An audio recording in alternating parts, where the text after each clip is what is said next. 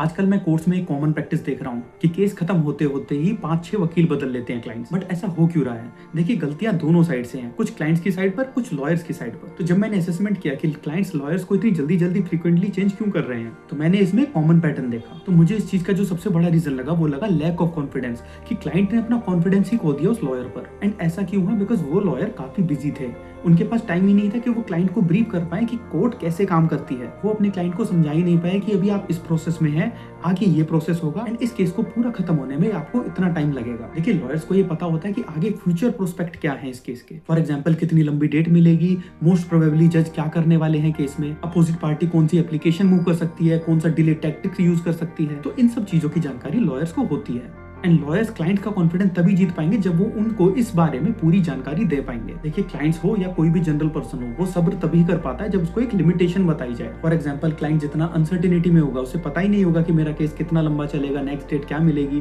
तो वो ऑटोमेटिकली अपना कॉन्फिडेंस लूज कर देगा। भले ही केस 5 साल चले, 6 साल चले, 7 साल चले, जब आप क्लाइंट्स को ये बात बता दोगे तो उन्हें ये जानकर एटलीस्ट कुछ तसल्ली मिल जाएगी कि उन्हें इतना टाइम तो लग ही जाएगा टू गेट जस्टिस। दूसरा जो कॉमन पैटर्न मैंने नोटिस किया कि कुछ क्लेवर एडवोकेट्स होते हैं जो कि पहले पैसे ले लेते हैं एंड वो क्लाइंट्स को फीस शेड्यूल के बारे में कुछ बताते ही नहीं कि आपको next part payment of the fees कब करनी है, अब बाकी पैसा कैसे दोगे, फाइनल स्टेज पे कितना पैसा होगा, या पूरे ओवरऑल केस का पैसा कितना होगा। एंड जब वो सेटिस्फाई नहीं होते with the fees of the client, तो वो उनके साथ कई बार झगड़ा हो जाता है, या वो अपने लीगल चार्जेस या फीस को लेकर बार बार क्लाइंट्स को फोन करते हैं, जिसकी वजह से उन दोनों के टर्म्स खराब हो जाते हैं बिकॉज फीस को लेकर कोई क्लैरिटी ही नहीं थी। एंड थर्ड पैटर्न जो मैंने नोटिस किया कि कुछ क्लाइंट्स अपने एडवोकेट से ही बात करने में घबराते हैं। तो जब आप अपने एडवोकेट से ही खुल के बात नहीं कर पा रहे, उन्हें खुल के केस नहीं समझा पा रहे, तो ऐसे लॉयर्स को एंगेज करके आपका कोई फायदा नहीं है। एंड मैंने ऐसे केसेस में देखा कि किसी सीनियर के कहने पर या किसी फैमिली मेंबर के कहने पर उन्होंने उस एडवोकेट को एंगेज किया था एंड अब उसी से बात करने में कतरा रहे हैं। एंड नेक्स्ट कॉमन पैटर्न जो मैंने नोटिस किया, जो कि सबसे वर्स्ट पैटर्न था, वो ये था कि क्लाइंट को ये क्लैरिटी ही नहीं थी कि केस कितना लंबा चलेगा एंड उन्होंने 6 महीने या साल भर केस को परस्यू करा,